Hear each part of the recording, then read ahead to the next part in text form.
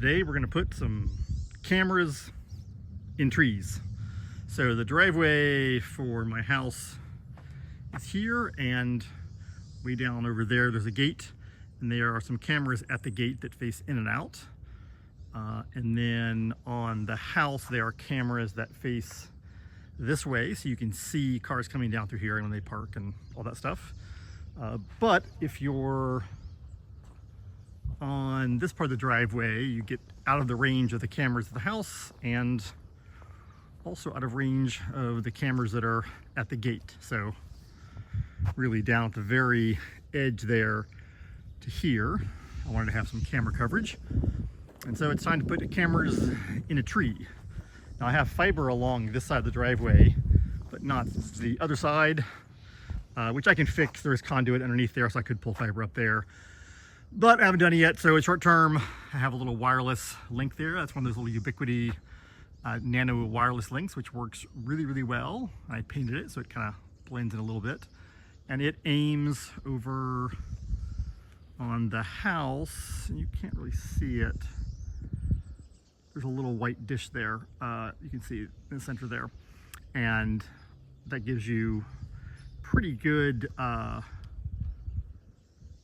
internet connection or network connection for the stuff in the tree here. And so let's walk around to the back side of the tree. We have a little box on the tree here that has a network switch in it, a little PoE switch, and that provides PoE power to both the radio and to the cameras. And so I have some old Amcrest cameras there, and we are going to switch that out for some Ubiquiti cameras so that it'll work a little better with the Protect. So let me get a ladder and some tools, and we'll have at it. All right, let's go back out there. Oh, by the way, I did get a new car, which of course, like I need a new car, like, yeah, whatever. I will do a video about the car because it's an interesting car. It's a 2025 CT5V Blackwing, which is a car made by Cadillac. And it's probably the last or one of the last cars you're able to buy in the US, certainly from GM, that is a rear wheel drive and a supercharged V8 in a manual transmission, especially the manual transmission part. That's something that's been going away in cars for a while, and there are only a few cars left you can still get them in. But this is one of them. And so it's a 688 horsepower supercharged V8 rear wheel drive manual transmission, which is the definition of a hoot. So I'll do a little video about this later on. It's a neat car. The electronics and the traction and stability control are really a pretty amazing setup. So we'll talk more about that later, but for now, let's get back to the camera.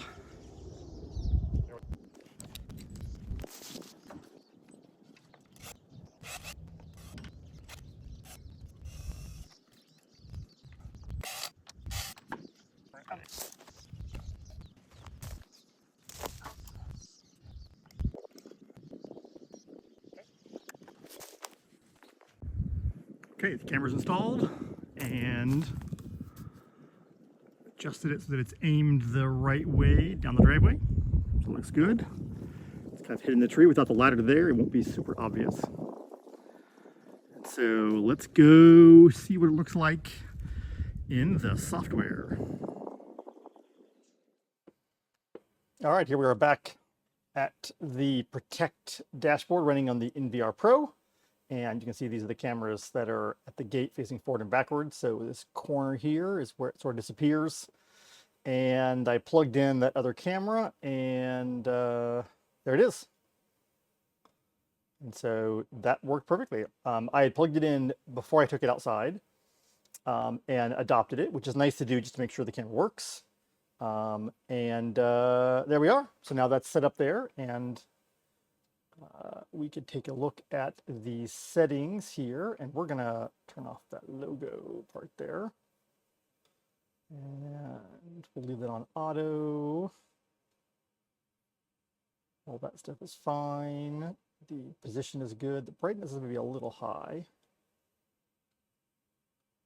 Turn that down just a teeny bit. And that should be good. And then we're going to go to camera settings. All right. It's this one here. It's online with an excellent connection. It's set for person and vehicle detection, which is good because it's in a driveway, always recording. Yeah, 2K resolution, perfect. Okay, so let's go back here. Yeah, this looks great. I'm going to go test the car recognition. I'm going to go drive down the driveway and we'll see if it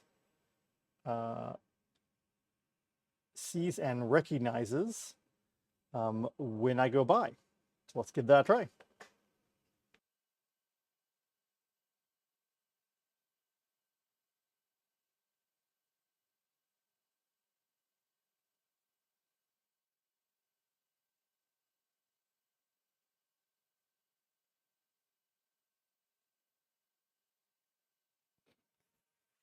Okay, I have returned. Let's see what was detected. Person, vehicle. There you go. Okay, so the bullet camera detected a car with 94% accuracy. I hope it was better than that. Let's see here. Go to the timeline. All right, there it is. Coming in. And leaving. Excellent. Mark those as cars. Perfect. And here is the front-facing camera at the gate, which detected it both leaving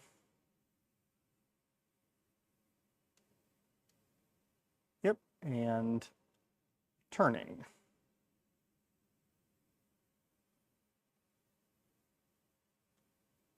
Oh, there we are. And if we go to, let's see, that's the rear-facing camera. Okay, so that looks perfect. It had no problem detecting there was a car and marking it. Actually, it read the plate on the AI camera on both of those, which makes sense. So yeah, so we have the camera successfully installed and running, sitting on a tree. So I need to add another camera to the other side of that tree, and I'll get another bullet camera and paint it the same way.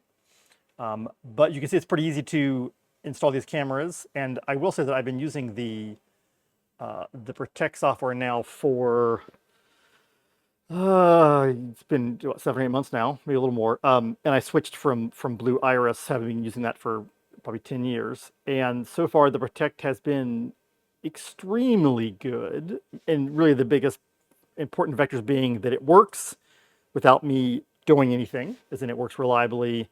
I have a full array of hard drives in the NVR Pro, so that works flawlessly. The speed of the detection and announcement is really fast. If I'm driving down the driveway through the gate, I'll get my phone will ping before I get to this first corner here saying that detected a car. So if I'm in the house, it tells me way before someone even gets down to the front of the house. And so that part works very well. The phone app is really straightforward, easy to use, and as far as I can tell, extremely reliable. I have the cameras, outside ones running all the time recording, and that's been absolutely perfect. The hard drive capabilities, putting in 7 hard drives, has worked really well. So yeah, so if you're considering using Protect, I think it's a fantastic way to do cameras. Obviously, it works better with the Ubiquiti cameras versus non-Ubiquiti cameras, and I've been slowly replacing my cameras with Ubiquiti cameras. And they've lowered the prices. They have a number of somewhat inexpensive cameras. That G4 Bullet was on sale, I think, over Christmas for $99, which is a great deal.